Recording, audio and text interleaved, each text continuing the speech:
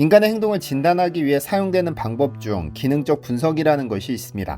미국에서는 학교에서 심각한 문제아들을 진단할 때 이 분석법을 쓰도록 법적으로 규정하고 있는데 굉장히 기초적이지만 과학적인 접근법입니다. 이 분석의 기본 전제는 인간의 행동에는 어떤 목적이 있다는 겁니다. 가령 어떤 아이가 울고 있다면 이 우는 행동은 아이가 배고프다는 표현일 수도, 소변이 마렵다는 메시지일 수도 있습니다. 또는 몸이 매우 아프다는 메시지일 수도 있죠. 그래서 이렇게 원인을 찾지 않고 우는 행동만 달래려고 하면 아무 효과가 없는 겁니다. 반대로 아이들은 우는 행동과 같은 특정 행동으로 어른들의 주의를 끌기도 합니다. 아이들이 말로 하면 어른이 관심을 갖지 않다가도 어떠한 행동을 하면 즉각 어른들의 관심을 받게 되는데, 이러한 과정을 통해 그 아이들은 그 비법을 자기도 모르는 사이에 체득해가는 겁니다. 그런데 지금 북한에서 김정은 일극체제를 당연시 여기던 주민들 사이에서 무서운 소문이 돌고 있습니다. 안녕하세요, 디스멘터리입니다.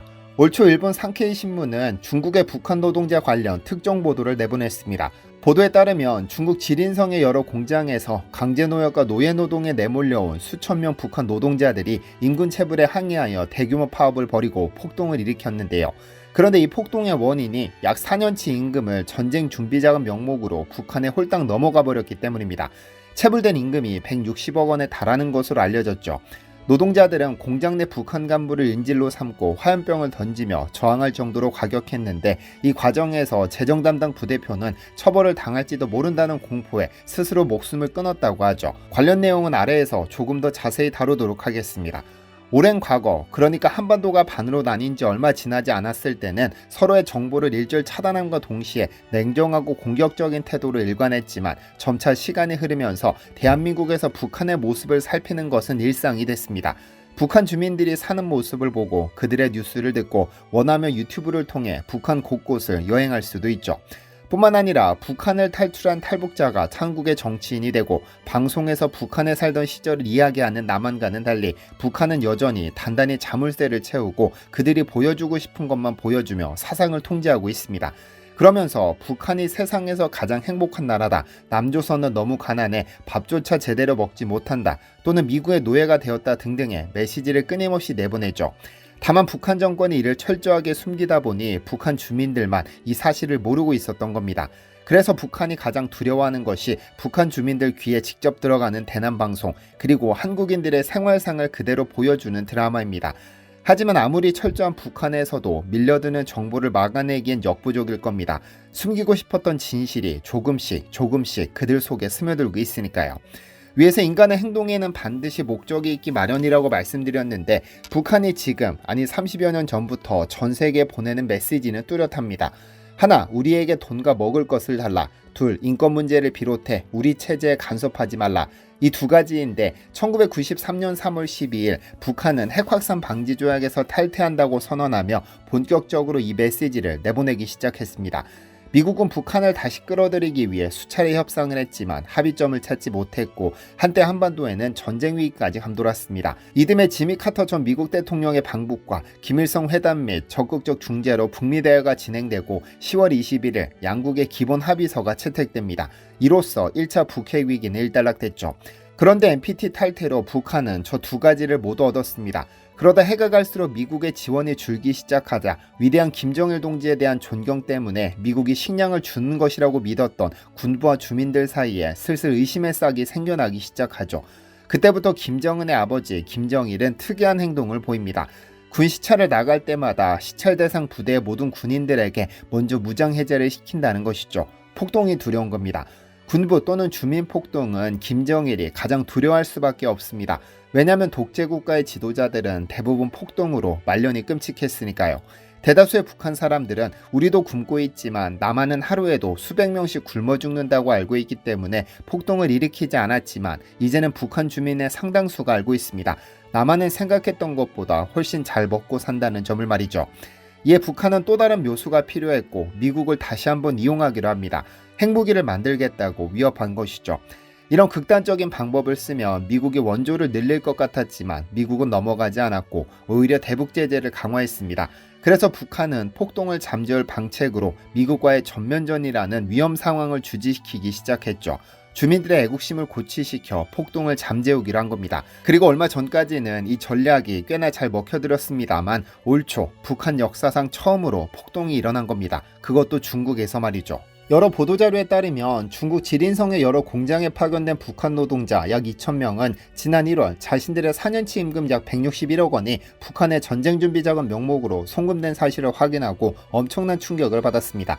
코로나19로 북중 왕래가 끊겼는데 그 기간 북한 국방성사나 여러 회사들이 중국 측이 지급한 노동자 임금 전액을 본국에 상납한 것이죠. 회사는 노동자들에게 귀국할 때 일괄적으로 지급할 것이라며 해명해왔지만 코로나19가 종식되고 국경 왕래가 재개되며 노동자들은 자신들이 피땀 흘려 번 임금을 김정은 정권이 착복하고 있다는 현실을 알게 된 겁니다. 아무리 국가가 우선이라지만 자신들이 피와 땀이 고작 전쟁준비 명목으로 넘어갔다는 점에 분노했죠. 우리의 삶을 책임지는 국가에서 우리 권리를 침해하는 국가가 된 겁니다. 이에 격분한 노동자들은 1월 11일 조업을 거부하더니 곧 지린성 내 다른 공장에까지 퍼져나갔습니다. 공장을 점거한 노동자들은 북한 간부를 인질로 잡고 공장기기를 파손하는 등 명백한 폭동을 일으켰습니다. 이러한 소동을 특대형 사건으로 규정한 김정은은 중국 선양주재 북한 영사관 비밀경찰을 현장에 급파해 체불임금을 주겠다고 약속하며 사태 수습에 나섰죠. 그리고 최초 폭동을 주도한 200여 명을 구속 후 본국으로 송환했죠. 그런데 문제는 이제 북한 노동자들도 현실에 눈을 떴다는 점. 아이들이 특정 행동을 보이면 어른들이 관심을 보이는 것처럼 자신들이 원하는 것이 있을 때 이렇게 폭동과 같은 과격한 행동을 보이면 김정은의 관심을 끌 수 있다는 사실을 알게 된 것이죠. 그런데 더 큰 문제는 지린성의 노동자들이 폭동으로 밀린 임금을 지급받았다는 사실이 다른 지역 그리고 다른 국가로 파견된 노동자들에게 학습 효과를 불러일으켰다는 점입니다. 산케이신문은 북한의 정보 통제에도 폭동 관련 소문이 해외로 파견된 10만 명 이상의 노동자들에게 알려진 것으로 추정했습니다. 그리고 실제로 연쇄폭동이 실제로 발생했죠. 폭동 한 달 뒤 중국 랴오닝성 단둥 의류가공 공장에서는 북한 노동자 10여 명이 귀국을 요청하며 출근을 거부하는 파업을 일으켰습니다.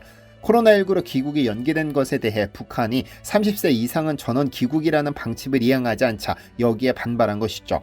그런데 이 폭동의 여파가 아프리카 콩고까지 번졌습니다.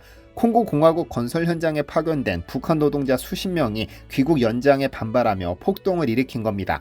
사실 집회 및 시위의 자유가 극단적으로 억압된 북한 사회에서 2천여 명 단위의 노동자가 파업에 참여한 것은 대단히 충격적인 방식입니다.